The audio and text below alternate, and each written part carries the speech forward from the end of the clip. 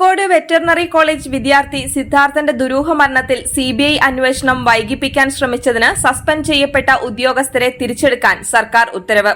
CBI അന്വേഷണം വൈകിപ്പിക്കാൻ ഫയലുകൾ പൂഴ്ത്തിവെച്ചതിന് suspend ചെയ്യപ്പെട്ട സെക്രട്ടേറിയറ്റിലെ ഉദ്യോഗസ്ഥരെയാണ് തെരഞ്ഞെടുപ്പ് കഴിഞ്ഞപ്പോൾ തിരിച്ചെടുത്തത്.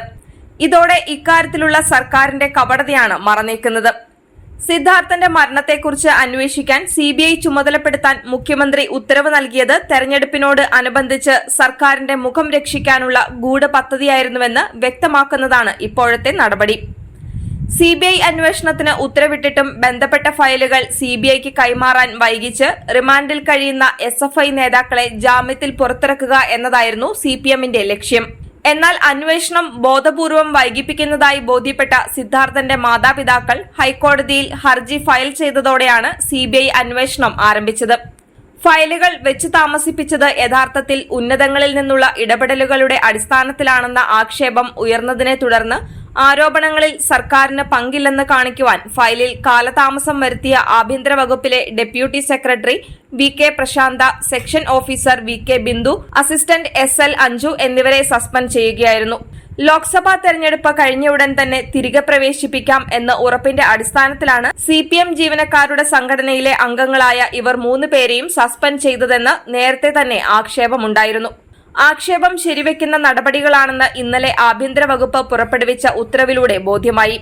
യാതൊരുവിധ അന്വേഷണങ്ങളോ നടപടികളോ കൂടാതെയാണ് ആഭ്യന്തര വകുപ്പ് തന്നെ ഇവരെ സർവീസിൽ പുനഃപ്രവേശിപ്പിക്കാൻ ഉത്തരവിട്ടത്. പൊതുഭരണ വകുപ്പ് പുറത്തിറക്കേണ്ട അച്ചടക്ക നടപടി സംബന്ധിച്ച ഫയൽ പതിവിന് വിരുദ്ധമായി ആഭ്യന്തര വകുപ്പ് സെക്രട്ടറി ബിശ്വനാഥ് സിൻഹ കൈകാര്യം ചെയ്തതിലും കുറ്റക്കാരെ തിരികെ സർവീസിൽ പ്രവേശിപ്പിച്ച് അദ്ദേഹം തന്നെ ഉത്തരവിറക്കിയതിലും ദുരൂഹതയുണ്ട്. പൊതുഭരണ വകുപ്പ് കൈകാര്യം ചെയ്യേണ്ട ഫയൽ ആഭ്യന്തര വകുപ്പ് കൈകാര്യം ചെയ്തത് സസ്പെൻഡ് ചെയ്യപ്പെട്ടവർക്ക് നിയമപരമായ സംരക്ഷണം ഉറപ്പാക്കുന്നതിനായിരുന്നു.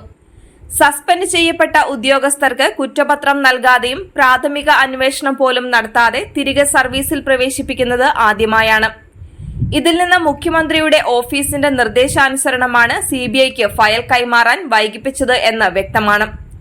സിദ്ധാർത്ഥന്റെ മാതാപിതാക്കൾ ഹൈക്കോടതിയിൽ ഹർജി ഫയൽ ചെയ്തതോടെ സിബിഐ സംഘം അന്വേഷണത്തിന് കേരളത്തിൽ എത്തിക്കഴിഞ്ഞിരുന്നു.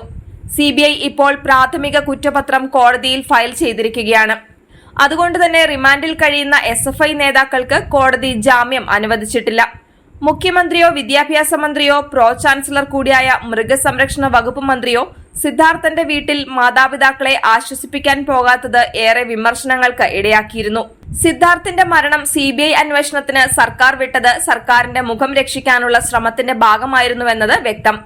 ഇക്കാര്യത്തിലുള്ള പ്രതിപക്ഷ സമരം അവസാനിപ്പിക്കുന്നതിനും തെരഞ്ഞെടുപ്പ് മുന്നിൽ കണ്ട് സിദ്ധാർത്ഥന്റെ വിയോഗം കഴിഞ്ഞ് ഏറെ നാളുകൾക്ക് ശേഷം മുഖ്യമന്ത്രി സിദ്ധാർത്ഥന്റെ പിതാവിന് സന്ദർശനം അനുവദിച്ച മണിക്കൂറുകൾക്കുള്ളിൽ തന്നെ CBI അന്വേഷണത്തിന് ഉത്തരവിട്ടത് ഒരു രാഷ്ട്രീയ തിരക്കഥയുടെ മാത്രം അടിസ്ഥാനത്തിലായിരുന്നു. അതിന്റെ ബാക്കി പത്രമാണ് തെരഞ്ഞെടുപ്പ് കഴിഞ്ഞ ഉടൻ ഉദ്യോഗസ്ഥരെ തിരികെ സർവീസിൽ പ്രവേശിപ്പിച്ചുകൊണ്ടുള്ള ആഭ്യന്തര വകുപ്പിന്റെ ഉത്തരവ്. പൊതുഭരണ വകുപ്പിനെ അവഗണിച്ച് സസ്പെൻഷൻ ഉത്തരവിറക്കിയ ആഭ്യന്തര വകുപ്പിന്റെ പ്രസ്തുത ഉത്തരവിൽ സസ്പെൻഷൻ പിൻവലിക്കപ്പെട്ട ഉദ്യോഗസ്ഥർ പൊതുഭരണ വകുപ്പിൽ റിപ്പോർട്ട് ചെയ്യണമെന്നാണ് നിർദ്ദേശിച്ചിട്ടുള്ളത്. മരണത്തിന് ഉത്തരവാദികളായ എല്ലാ വിദ്യാർത്ഥികളെയും മാതൃകാപരമായി ശിക്ഷിക്കണമെന്നും അവരുടെ തുടർ പഠനം തടയണമെന്നും സേവ് യൂണിവേഴ്സിറ്റി ക്യാമ്പയിൻ കമ്മിറ്റി ആവശ്യപ്പെട്ടു.